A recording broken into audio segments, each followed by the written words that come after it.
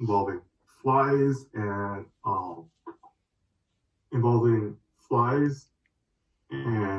chi-squared. So pretty much you had the chart, you knew how many of each one was, you have to identify which were single crossovers, which were double crossovers, parental slash non-recombinants. The non-recombinants are going to be the most abundant, double crossovers the least abundant. Middle gene, identify the middle gene because it's the only gene that isn't crossed over. And that means that it is, and if you look visually, if you look at it, if you compare the parentals and the double crossovers, it looks like a gene that has changed, but it actually is not. Null hypothesis, there's no significant difference between the observed and expected number of recombinants. That's a very basic one that I would accept. If you want a bit more detail, that's fine too, but this is like kind of the minimum that I would accept without documenting any points. Just as like a brief primer, if you were to actually calculate the recombination frequency for this, it'd be 27.2, which is much less than 43%. But one thing to note is that if you calculate the recombination frequency, you would not use this calculated recombination frequency to do your observe. You actually just put whatever you counted into the observe. You don't use the frequency to multiply by the population to get the observe. So observe is going to be this up here. So your single crossovers for that region plus your double crossovers for total 25. Get the observed non-recombinant, you take the total minus what you had for the recombinant. So this is going to be 67. Expected, you're going to take, for expected recombinants, you're going to take the recombination frequency of 43%, multiply it by the total, 92.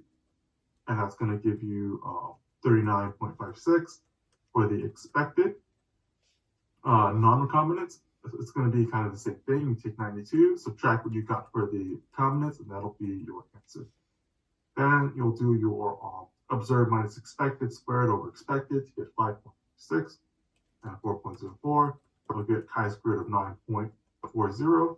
Degrees of freedom is going to be equal to 2 minus 1 because there's two possible outcomes. And degrees of freedom is n minus 1. So you're going to get 1. And then using the chi-square table, you'll find that the chi-square chi-square value of 9.4016 is greater than the critical value of 3.841. That means that p is less than 0.05. There is a significant difference between observed and expected recombinants, which is like the bare minimum for a conclusion I would accept. And then it finally asks, because there's clearly an underestimation, why is there an underestimation, and draw a quick diagram of how this underestimation came to be. The underestimation is due to unforeseen crossovers in the region. It should be unforeseen double crossovers in the region, making some recombinants appear non-recombinant. And then the diagram would be just this. There's two crossovers here, but because they cross over once and then twice again in the same region, it'll end up appearing wild type because they're gonna switch, but then they're gonna switch back.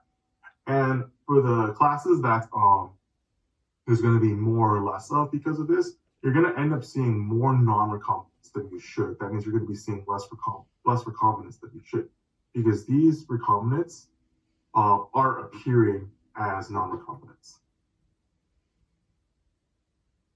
Okay. Any questions for the quiz, exam 3?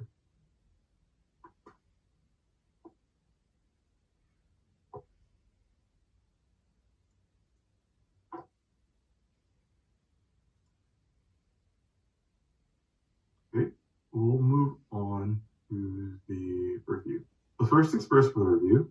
I will tell you for sure that there's one question I will not ask you because I don't want to put people through drawing this. Let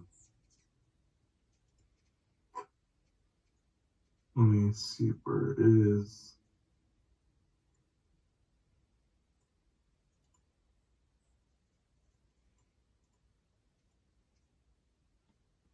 So